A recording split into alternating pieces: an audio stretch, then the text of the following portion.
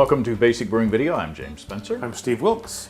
This is a recipe that is based on the previous 30-minute New England IPA or NEPA or hazy or juicy beer that we did a while back. Okay. But you remember that we, the DC Homebrewers Club, sent us an experiment. Oh, yes. Mm-hmm.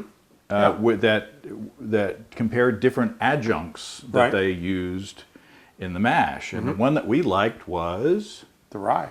Flaked rye. Yes. So the flaked rye tended to bring out the hoppiness of the beer. Not necessarily add, that rye spice that everybody talks about, but it added a little bit of complexity and maybe accentuated the bitterness. So I wanted to see. We liked that 30-minute hazy, juicy, whatever beer that I made. So I thought, let's put some rye in that recipe and see what it did. So I started out with, and this is for a 5-gallon batch or a 19-liter batch, 9 pounds or 4 kilograms of American two-row. So I dialed back the two-row by 1 pound. Then I added 2 pounds or 1 kilogram of flaked rye.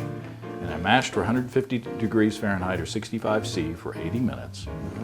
Then I boiled, or brought it to the boil, and only boiled for 30 minutes.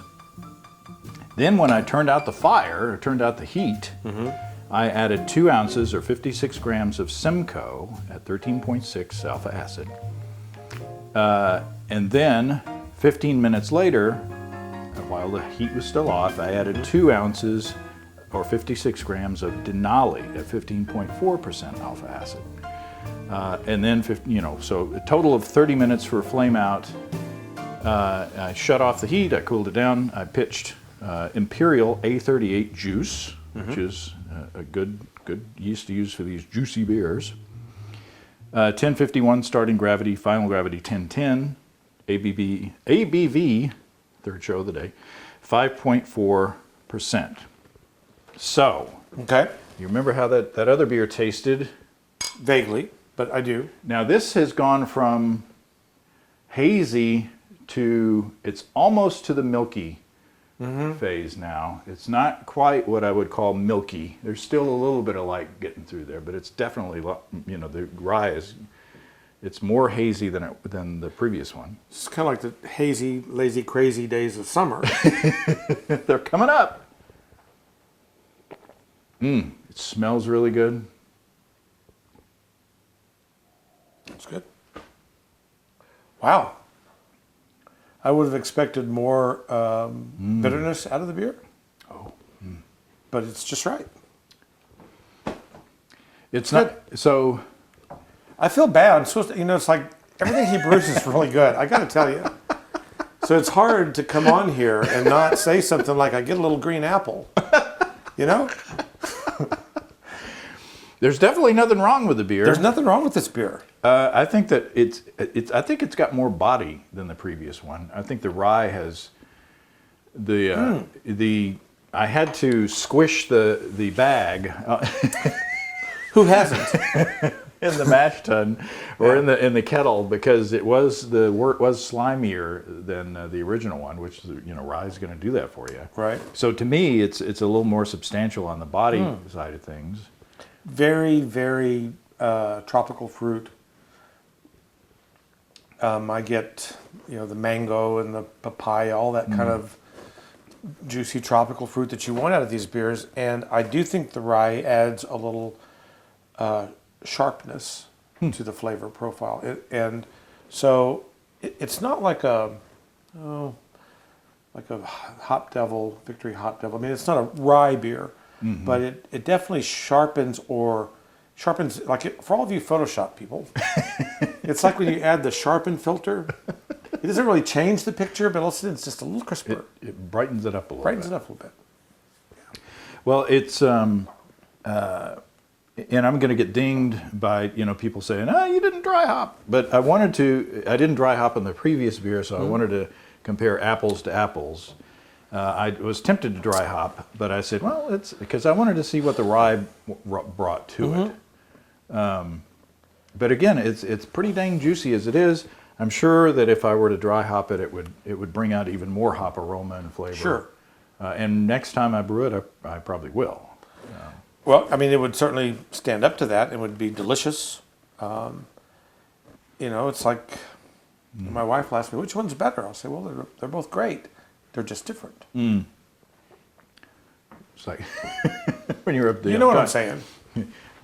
Number one or number two? That's right. That's right. One, number two. And you're afraid you'll get it wrong. Yeah. Because, And then you'll go around blind for the That's rest of that prescription. Anyway. But we digress. This is a lovely beer. I could drink a lot of that. Yeah. It goes a little bit to juicy fruit gum, just a little bit. And nice mouthfeel, nice body. Who hasn't said that? And again, all the hops being added after the boil and only boiling for 30 minutes. So, we're just...